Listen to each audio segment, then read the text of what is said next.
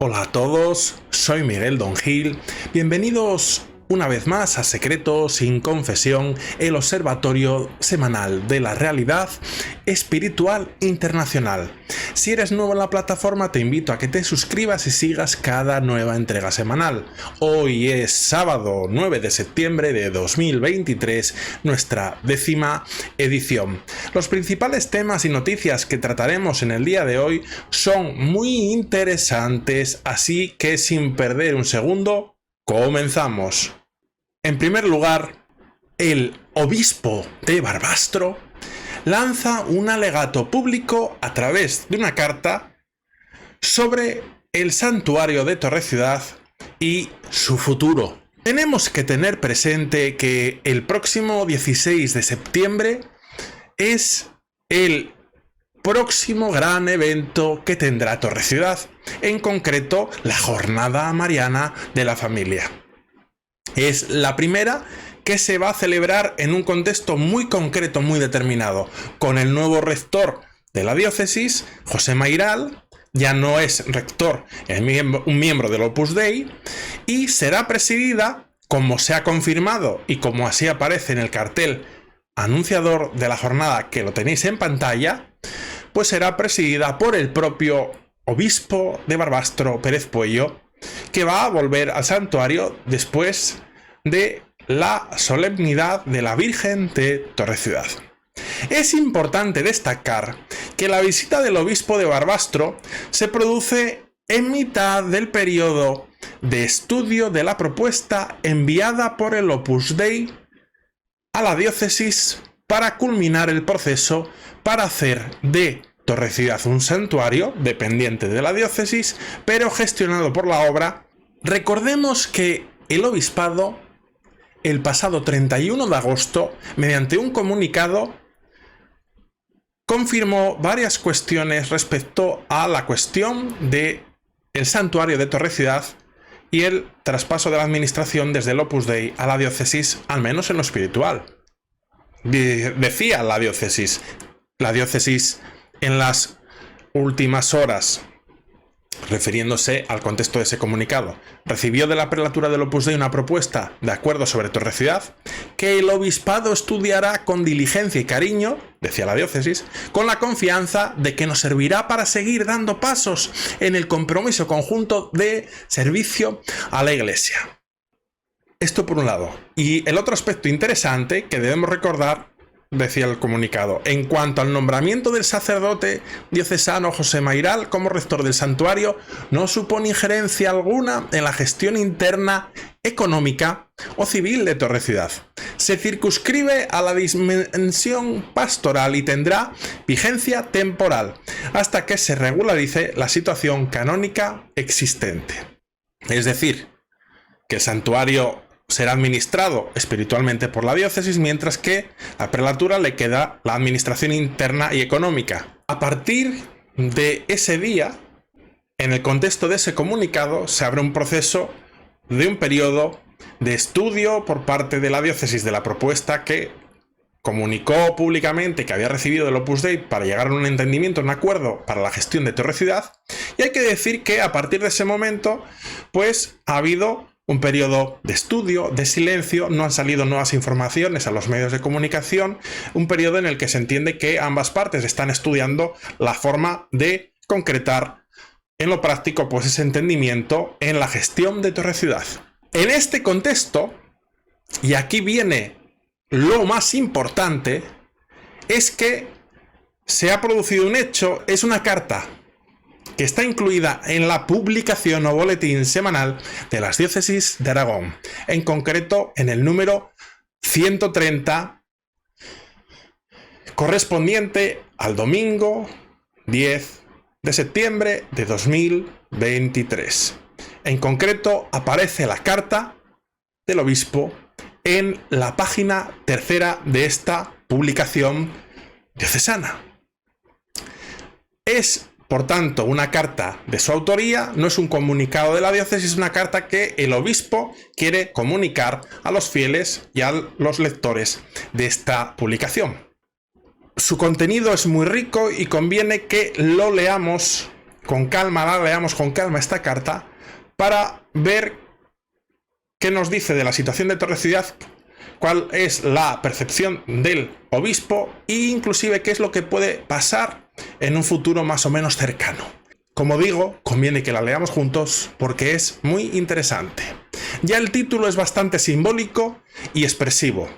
La carta se titula Aunque duela. Aunque la carta la tenéis en miniatura en la pantalla, si alguien quiere leerla con calma, puede solicitarme a mi correo electrónico el boletín y yo se lo puedo hacer llegar.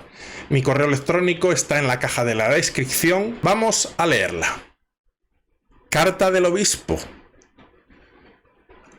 Aunque duela. Don Ángel Pérez Puello, obispo de Barbastro Monzón.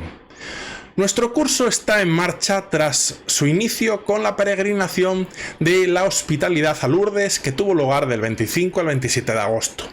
Ese mismo día y hasta el 1 de septiembre, un grupo significativo de sacerdotes de la diócesis pasó su ITV personal y ministerial a través de la tanda de ejercicios espirituales que dirigió Monseñor Ciriaco Benavente Mateos, obispo emérito de Albacete. Venimos de un verano, atención, venimos de un verano intenso en lo que se ve y en lo que no. Y ahora dice, atención, aprovecho esta ventana, se refiere a este boletín o esta publicación, para romper mi silencio después de casi 2 meses, agradeciendo vuestras oraciones y las muestras de cercanía y cariño y apoyo que he recibido por parte de mis hermanos obispos, los sacerdotes que me conocen de verdad y de la mayoría de vosotros. Ciertamente, el obispo de Barbastro manifiesta que rompe su silencio después de casi 2 meses de comunicación directa pública, pero realmente entre medias hay que reconocer que ha habido comunicado de la diócesis hablando del caso de Torreciudad y la propia diócesis ha dado copia de la comunicación por carta y evidencias de que había tendido una mano al Opus Dei y de sus posiciones. Por tanto, sí que ha habido bastante comunicación por parte del obispado y también por parte de la prelatura, que ambos han ofrecido a los medios pues sus visiones, sus posturas.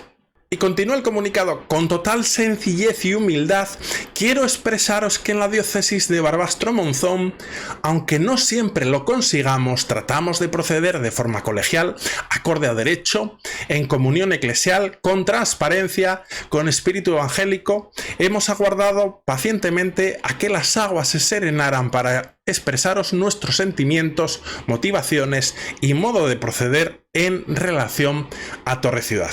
Y continúa: pese al ruido mediático que ha pretendido enfrentarnos y embarrar la situación, desde el obispado de Barbastro Monzón siempre hemos tratado de tender la mano a la prelatura y ayudarles a regularizar su situación jurídica, canónica y pastoral. No era otra nuestra intención desde el marco legal que propiciar la comunión eclesial de todos los grupos y carismas que integran la comunidad diocesana en aras de la edificación de la Iglesia y de su misión en el mundo. Para ello, el decreto de nombramiento del rector de Torreciudad, al igual que el del Santuario del Puello, dentro del marco de las conversaciones que había mantenido con sus superiores legítimos, pretendía ajustar la realidad a la legislación canónica vigente. Y conviene destacar lo que viene ahora. Y desde el ámbito sinodal y de corresponsabilidad, con el propósito de avanzar en la actualización normativa, pensamos en conformar equipos mixtos, donde la presencia de sacerdotes diocesanos y de las respectivas instituciones religiosas permitiera servir a la coordinación, la comunión, la corresponsabilidad y al mismo tiempo conformar una estructura operativa que ayudase a cristalizar la convergencia deseada.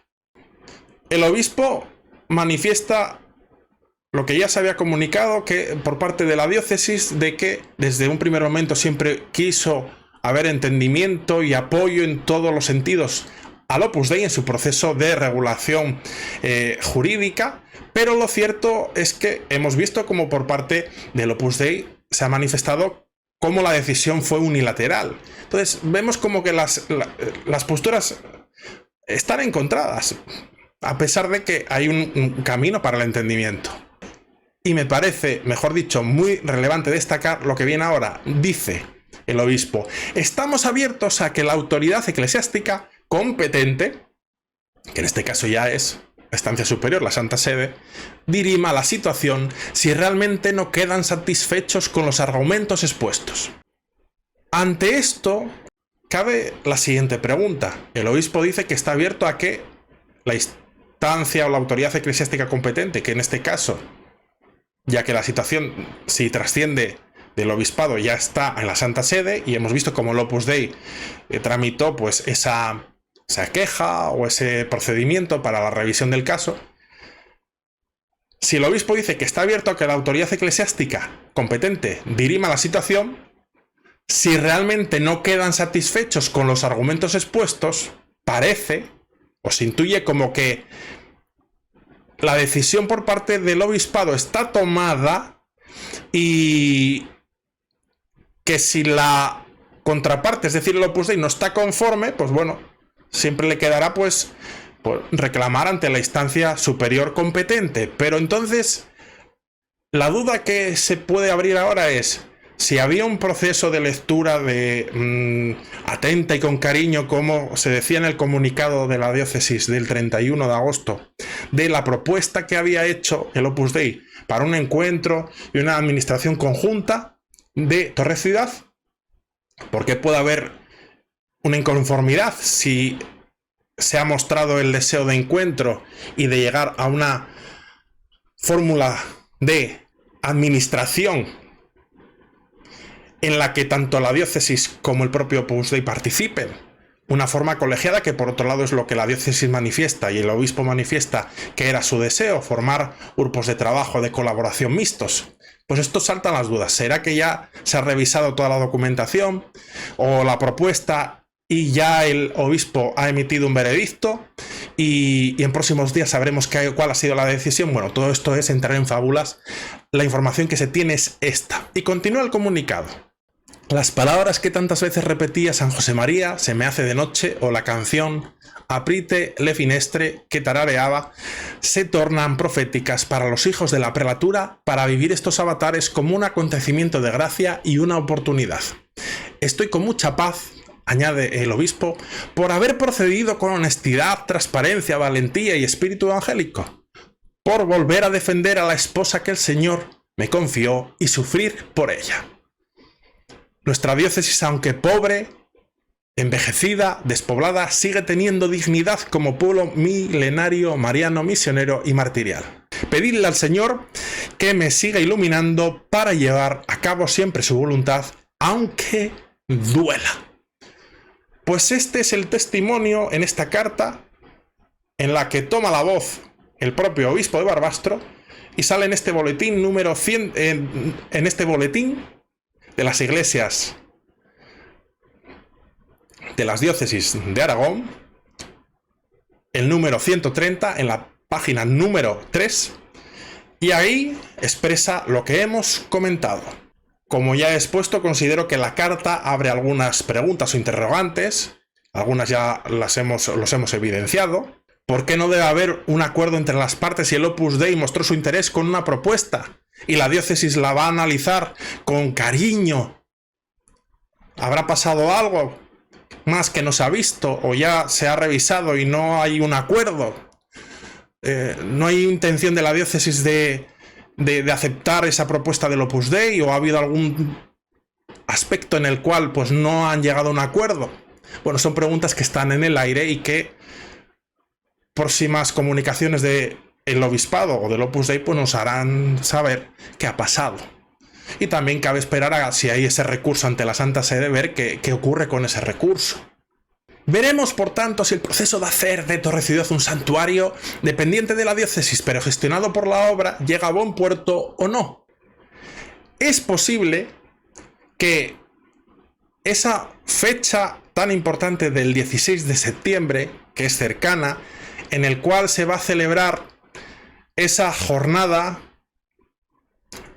mariana de la familia, que es después de la solemnidad de la Virgen de Torre Ciudad, pues la segunda gran fecha, ¿no? y celebración de Torre Ciudad, pues que en el contexto de esa celebración tan importante, en días anteriores, posteriores o en la propia celebración, se emita algún tipo de información, ya sea verbal o algún comunicado, incidiendo respecto a aquellos avances o aquellas decisiones que se hayan tomado sobre la gestión de Torre Ciudad. Por eso convendrá estar muy atentos y recordemos que esa jornada será presidida por el propio obispo de Barbastro. En segundo lugar, el Papa Francisco nombra nuevos miembros del dicasterio de los obispos, en concreto a José Cobo y José Antonio Satué, ambos obispos españoles.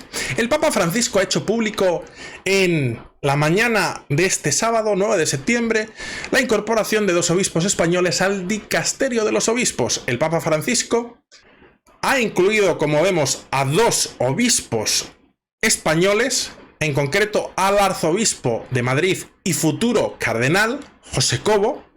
Además, el Papa ha incorporado a este importante dicasterio, del que también forma parte el cardenal Omeya, al obispo de Teruel, José Antonio Satué. El obispo de Teruel es conocido por ser un hombre de confianza tanto de Omeya como del padre Arana.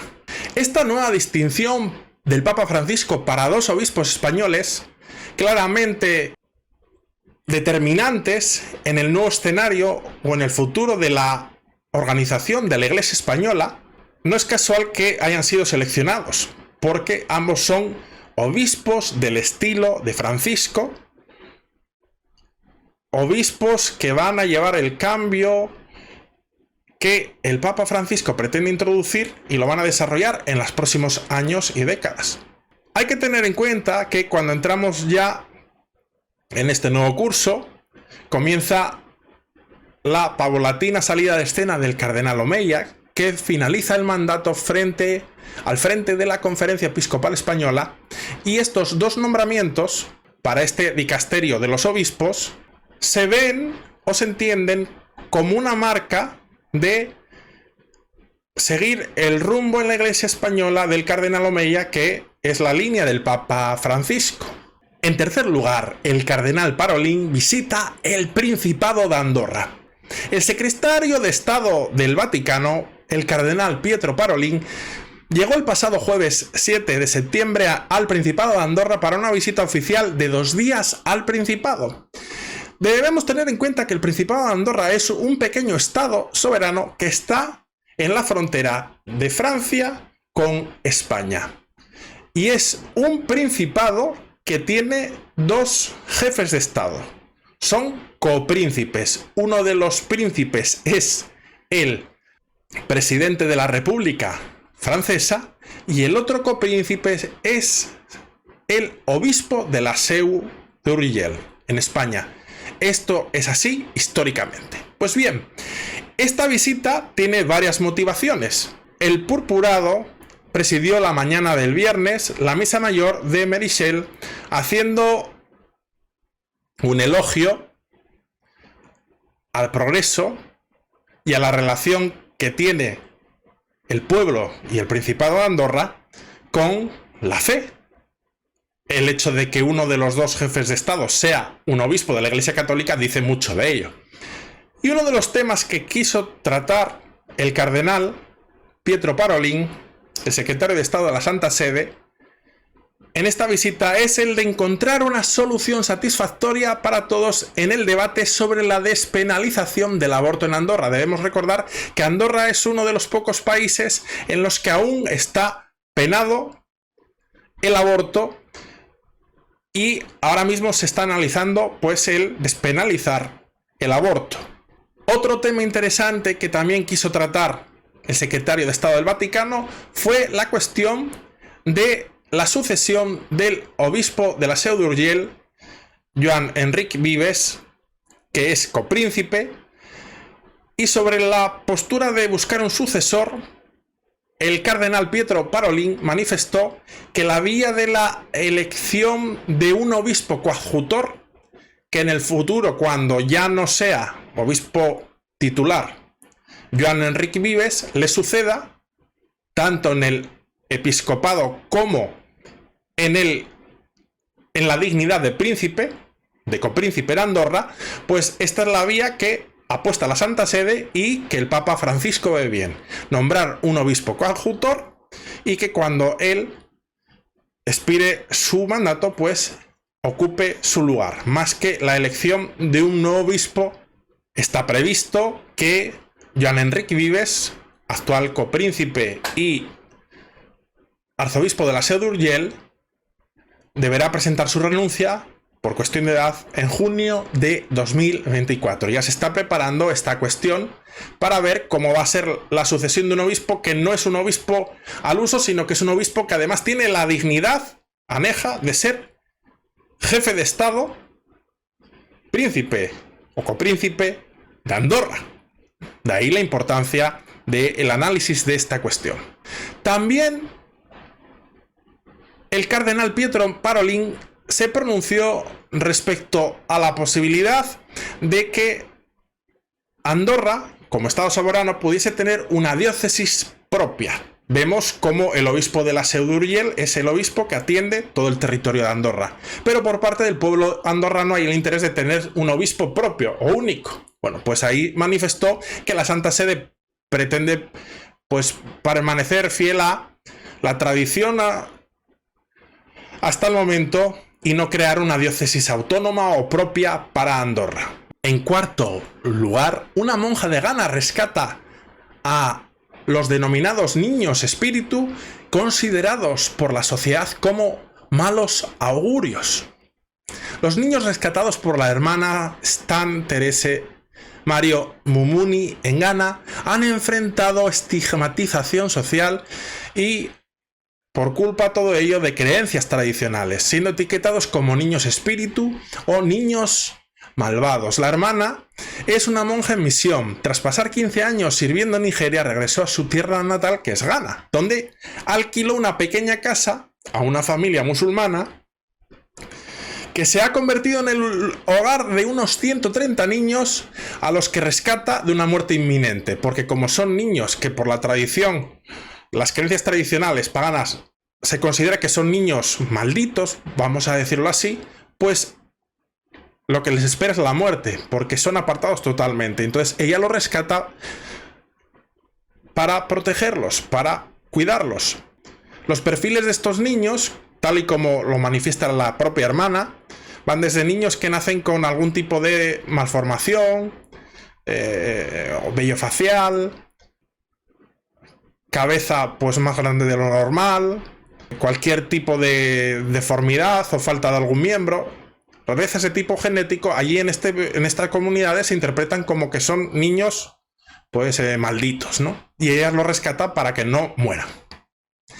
Y en quinto y último lugar, el cardenal estadounidense Cupich ataca a quienes critican el sínodo sobre la sinodalidad y pide a los fieles que estén tranquilos.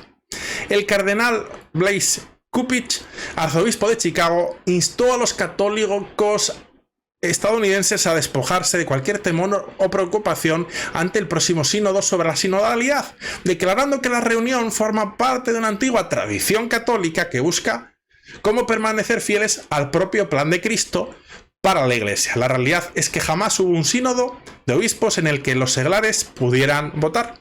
El cardenal manifiesta que un sínodo es una reunión periódica de obispos de la Iglesia Católica para abordar cuestiones de fe, moral y prácticas de la Iglesia.